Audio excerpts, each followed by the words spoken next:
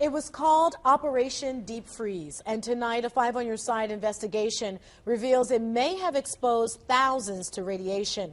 What did an estimated 15,000 share in common that's now suspected of slowly poisoning them with radiation? And our investigation found others across the country, all Navy veterans who either died or are fighting cancer, and all shared one thing. They all served at McMurdo Station, a U.S. Navy base in Antarctica, and it was powered by this, a portable nuclear plant. At one time, I heard the siren. Something happened up there, but we weren't made aware of it. In fact, we found 438 malfunctions from 1964 through 1972. The Navy's final operating report also found leaking water surrounding the reactor and hairline cracks in the reactor liner as early as 1964. I was amazed at how many times they had malfunctions. We didn't have an accident, we had a malfunction. The same report found contaminated soil was loaded into dump trucks, hauled away uncovered, and loaded onto cargo ships for disposal. Nations which are a party to the Antarctic Treaty System hold an annual meeting. In this footage, we are going to take a critical look at the Antarctic and Arctic regions and how their varying temperatures disprove the globe Earth and support a flat Earth. If the Earth were truly a globe, the Arctic and Antarctic polar regions and areas of comparable latitude north and south of the equator should share similar conditions and characteristics such as comparable temperatures, seasonal changes, length of daylight, plant and animal life. In reality, however, the Arctic and Antarctic regions and areas of comparable latitude north or south of the equator differ greatly in many ways. If the Earth were to be a globe as popular beliefs suggest, the same amount of heat and cold, summer and winter, should be experienced at the same latitudes north and south of the equator. The same number of plants and animals would be found, and the same general conditions exist. The fact that the very opposite is the case, disproves the globular assumption. The great contrasts between places at the same latitudes north and south of the equator, is a strong argument against the received doctrine of the rotundity of the Earth. Antarctica is by far the coldest place on Earth with an average annual temperature of approximately -57 degrees Fahrenheit, and a record low of -135.8. The average annual temperature at the North Pole, however, is a comparatively warm 4 degrees. Throughout the year, temperatures in the Antarctic vary less than half the amount at comparable Arctic latitudes. The northern Arctic region enjoys moderately warm summers and manageable winters, whereas the southern Antarctic region never even warms enough to melt the perpetual snow and ice. This uniformity of temperature partly accounts for the great accumulation of ice which is formed not on account of the great severity of the winter, but because there is practically no summer to melt it. In the Antarctic there is eternal winter and snow never melts. As far north as a man has traveled he has found reindeer and hare basking in the sun, and country brilliant with rich flora. Within the Antarctic Circle no plant is to be found. The island of Kerguelen at 49 degrees southern latitude has only 18 species of native plants that can survive its hostile climate.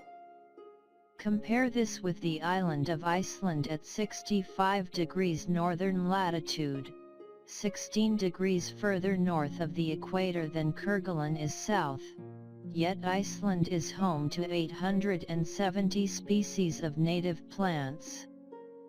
On the Isle of Georgia, just 54 degrees southern latitude, the same latitude as Canada or England in the north, where dense forests of various tall trees abound, the infamous Captain Cook wrote that he was unable to find a single shrub large enough to make a toothpick. Cook wrote, "Not a tree was to be seen." The lands which lie to the south are doomed by nature to perpetual frigidness, never to feel the warmth of the sun's rays, whose horrible and savage aspect I have not words to describe.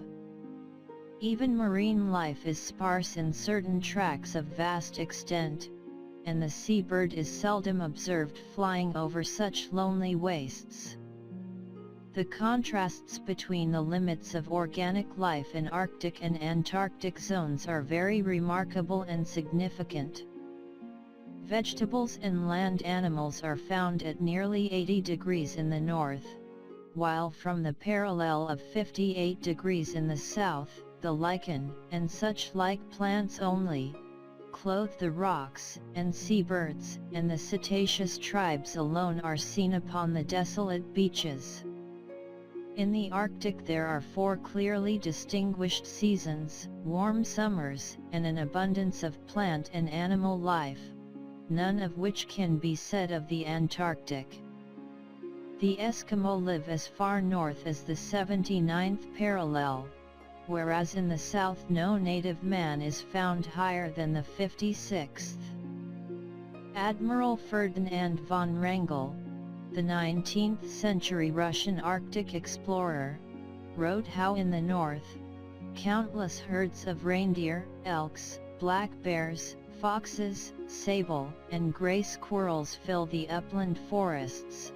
Stone foxes and wolves roam over the low ground. Enormous flights of swans, geese, and ducks arrive in spring, and seek deserts where they may molt, and build their nests in safety. Eagles, gulls, and owls pursue their prey along the sea coast. Ptarmigan run in troops among the bushes. Little snipes are busy among the brooks and in the morasses. The social crows seek the neighborhood of man's habitations, and when the sun shines in spring, one may sometimes even hear the cheerful note of the finch, and in autumn that of the thrush. Beyond the 70th degree of southern latitude not a tree meets the eye. Wearied with the white waste of snow, forests, woods, even shrubs have disappeared, and given place to a few lichens and creeping woody plants, which scantily clothe the indurated soil. Still, in the farthest north, nature claims her birthright of beauty, and in the brief and rapid summer she brings forth numerous flowers and grasses, to bloom for a few days, to be again blasted by the swiftly recurring winter. The rapid fervor of an Arctic summer had already, June 1st, converted the snowy waste into luxuriant pasture ground, rich in flowers and grass, with almost the same lively appearance as that of an English meadow. In New Zealand, situated at 42 degrees southern latitude, on the winter solstice the sun rises at 4:31 am and sets at 7:29 pm, making the longest day of the year, 14 hours and 58 minutes. On the summer solstice, the New Zealand sun rises at 7:29 am and sets at 4:31 pm, making the shortest day 9 hours and 2 minutes long. Meanwhile, in England, a full 10 degrees farther north of the equator than New Zealand lies south, the longest day is 16 hours and 34 minutes, the shortest day 7 hours and 45 minutes. Therefore the longest day in New Zealand is 1 hour and 36 minutes shorter than the longest day in England, and the shortest day in New Zealand is 1 hour and 17 minutes longer than the shortest day in England. William Swainson, an Englishman who emigrated and became Attorney General of New Zealand in the mid-19th century, lived in both countries for decades and wrote of their differences.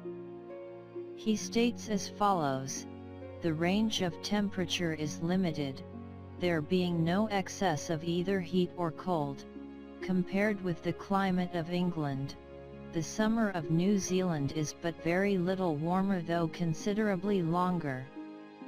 Even in summer, people here have no notion of going without fires in the evening, but then, though the days are very warm and sunny, the nights are always cold. For 7 months last summer, we had not one day that the sun did not shine as brilliantly as it does in England in the finest day in June, and though it has more power here, the heat is not nearly so oppressive. But then there is not the twilight which you get in England. Here it is light till about 8 o'clock, then, in a few minutes, it becomes too dark to see anything, and the change comes over in almost no time. The seasons are the reverse of those in England. Spring commences in September, summer in December, autumn in April, and winter in June. The days are an hour shorter at each end of the day in summer, and an hour longer in the winter than in England. In the flat Earth model of the cosmos, these Arctic/Antarctic phenomena are easily accounted for and exactly what would be expected.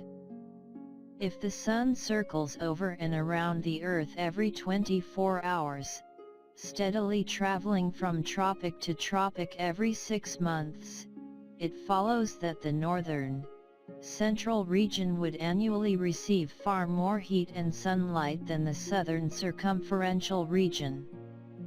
Since the Sun must sweep over the larger southern region in the same 24 hours it has to pass over the smaller northern region, its passage must necessarily be proportionally faster as well.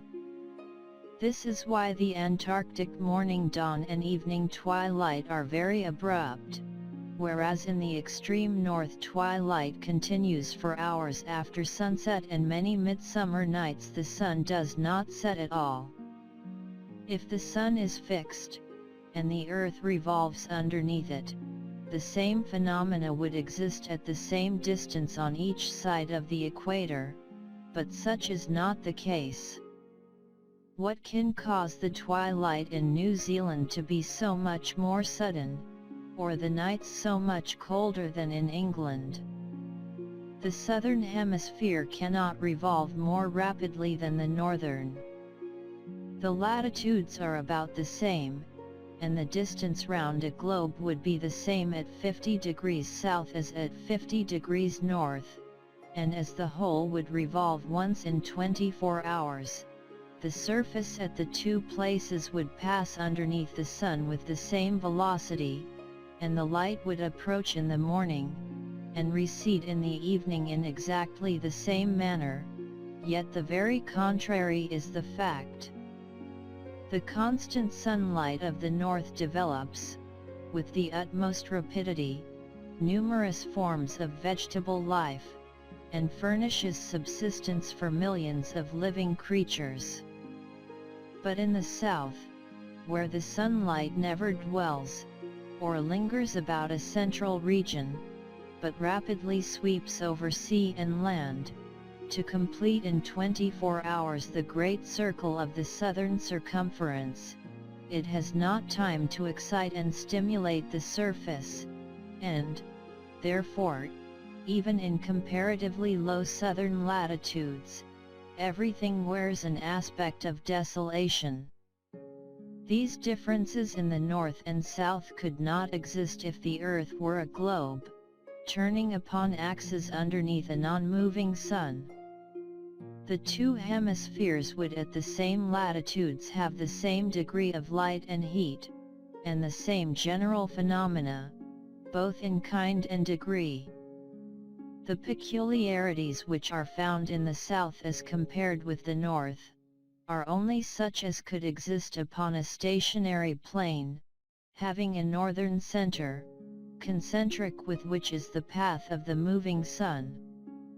Every year the sun is along south of the equator as he is north, and if the earth were not stretched out as it is, but turned under, as the Newtonian theory suggests, it would certainly get as intensive a share of the sun's rays south as north, but the southern region being, in consequence of the facts stated, far more extensive than the region north, the sun, having to complete his journey round every 24 hours, travels quicker as he goes further south, from September to December. And his influence has less time in which to accumulate at any given point. Since, then the facts could not be as they are if the earth were a globe, it is a proof that. Kindly give it a thumbs up. Thank you for watching. Let's go!